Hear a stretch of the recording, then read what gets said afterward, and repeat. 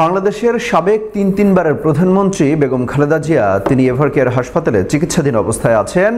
তাকে নিয়ে কোনো ধরনের যেন গুজব না ছড়ানো হয় সেই বিষয়টা নিয়ে কিন্তু বারবার বলছেন তার ব্যক্তিগত চিকিৎসক ডক্টর AZM জাহিদ হোসেন।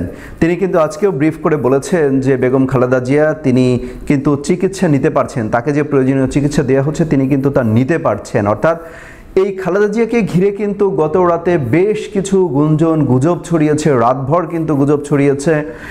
সেই বিষয়গুলো কেন সামনে আসলো বা গুজবগুলো কেন ছড়ানো হলো সেই বিষয় নিয়ে একটু আলোচনা করতে চাই।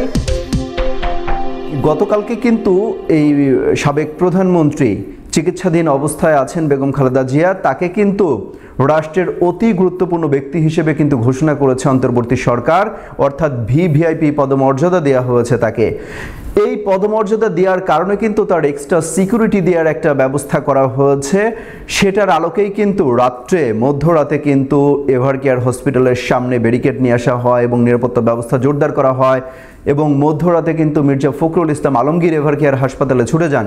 এই দৃশ্য দেখার পরে কিন্তু সোশ্যাল মিডিয়া অনেকেই বলছিলেন হয়তোবা কোনো একটা দুঃসংবাদ আসবে, হয়তোবা কোনো কিছু ঘটে গিয়েছে কিনা, এরকম কিন্তু শঙ্কার কথা বলছিলেন তারা।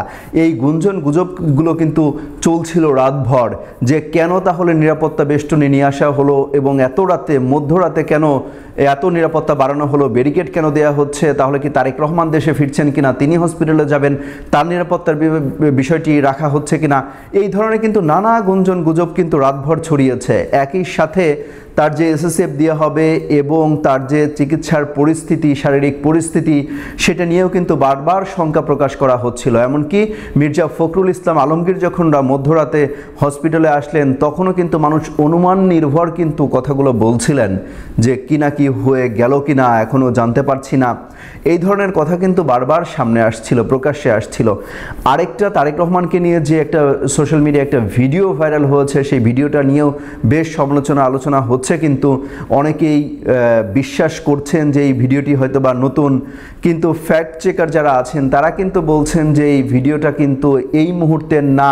তারেক রহমান যে লন্ডন বিমানবন্দরে তাকে দেখা গিয়েছে হাঁটতে স্ত্রী জুবাইদা রহমানকে সাথে নিয়ে, সেটা কিন্তু বলা হচ্ছে যে জুবাইদা রহমান যখন বাংলাদেশে আসলো এই বছরের জুনে, ঠিক তখনকার ভিডিও, যেটা বাংলাদেশ থেকে যাওয়ার পরে জুবাইদা রহমানকে তিনি স্বাগত জানাতে আসেন বা রিসিভ করতে আসেন বিমানবন্দরে, সেই সময়কার ভিডিও। ঠিক এই মুহূর্তে যখন জোর আলোচনা চলছে যে মায়ের এমন অবস্থার সময় তারেক রহমান দেশে আসবেন কিনা, দেশে আসার মতো পরিস্থিতি আছে কিনা তার, বা কেন তিনি আসছেন না, যখন এই ধরনের আলোচনা সমালোচনা এবং গুঞ্জন চলছে, তখন কিন্তু একটা প্রাসঙ্গিক হয়ে উঠেছে তার এই ধরনের ফুটেজ সামনে আসাটা। এইটাকেই মানুষ অনেকেই গুজব ছড়াচ্ছে, এই বিষয়টাকে ইস্যু করেই যে তারেক রহমান হয়তো বা দেশে ফিরে আসছেন, চলে আসছেন, একটা এই ধরনের কিন্তু গুজব ছড়ানো হচ্ছে। এ নিয়েও কিন্তু কথা বলেছে বিএনপির পক্ষ থেকে, কিন্তু বারবার বলা হয়েছে যে বেগম খালেদা জিয়ার যে শারীরিক পরিস্থিতি সেই বিষয়টি নিয়ে একমাত্র কথা বলবেন তার ব্যক্তিগত চিকিৎসক AZM জাহিদ হোসেন।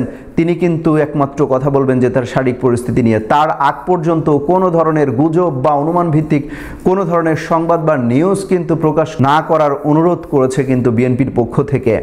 এই কথা কিন্তু বারবার বলা হচ্ছে। একই সাথে তারেক রহমান দেশে ফেরার বিষয়টি নিয়েও কিন্তু জোর আলোচনা চলছে এবং সরকারের পক্ষ থেকে বলা হচ্ছে যে সব ধরনের সহায়তা করা হবে।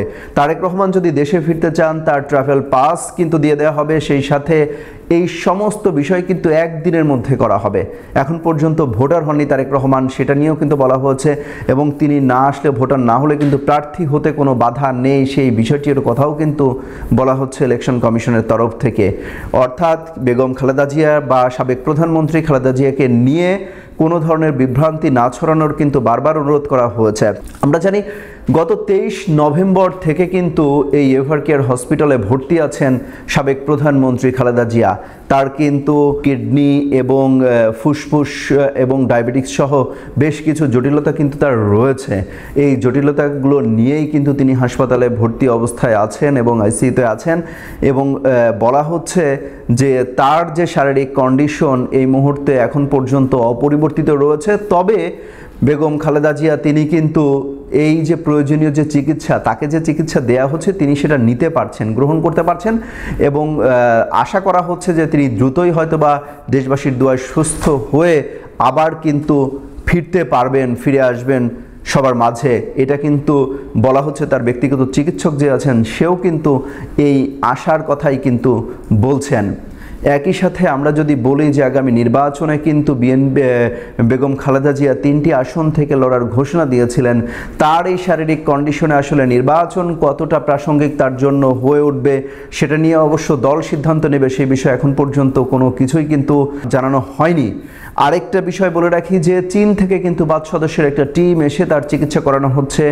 একই সাথে প্রয়োজন যদি হয় তাহলে কিন্তু আপনার যুক্তরাজ্য থেকেও কিন্তু চিকিৎসক আনা হবে তার চিকিৎসার জন্য। এরপরেও মেডিকেল টিম যদি মনে করে যে বেগম খালেদা জিয়ার যে শারীরিক অবস্থা, শারীরিক কন্ডিশন, সেই কন্ডিশন অনুযায়ী তাকে বিদেশে নিয়ে যাওয়া পসিবল বা যুক্তরাজ্যে নিয়ে যাওয়া পসিবল, তখন কিন্তু বিদেশেও নিয়ে যাওয়া হবে। এর আগে আমরা জানতে পেরেছিলাম যে তার জন্য কিন্তু এয়ার অ্যাম্বুলেন্স রেডি করা আছে এবং যে হসপিটাল সেখানেও কথা বলা আছে, সার্বিক কিন্তু প্রস্তুতি নিয়ে রাখা আছে। এখন তার শারীরিক কন্ডিশন যদি বিদেশে নেওয়ার মতো অবস্থা হয় তাহলেই কিন্তু বিদেশে তাকে নিয়ে যাওয়া হবে। তার আগ পর্যন্ত কিন্তু তাকে বিদেশে নিয়ে যাওয়ার বিষয়ে কিন্তু এখনও পূর্ণাঙ্গ কোনো চূড়ান্ত সিদ্ধান্ত আসেনি। সেই সাথে তারেক রহমান কবে দেশে ফিরবেন সেই বিষয় নিয়েও কিন্তু কোনো চূড়ান্ত সিদ্ধান্ত আসেনি। সবশেষ গতকালকে সালাউদ্দিন আহমেদ, বিএনপি নেতা সালাউদ্দিন আহমেদ কিন্তু তিনি বলেছিলেন যে শীঘ্রই তারেক রহমান দেশে ফিরছেন। কবে ফিরছেন এ নিয়ে কিন্তু এখন পর্যন্ত কোনো ধরনের কোনো তারিখ বা সময় কিন্তু ঘোষণা করা হয়নি।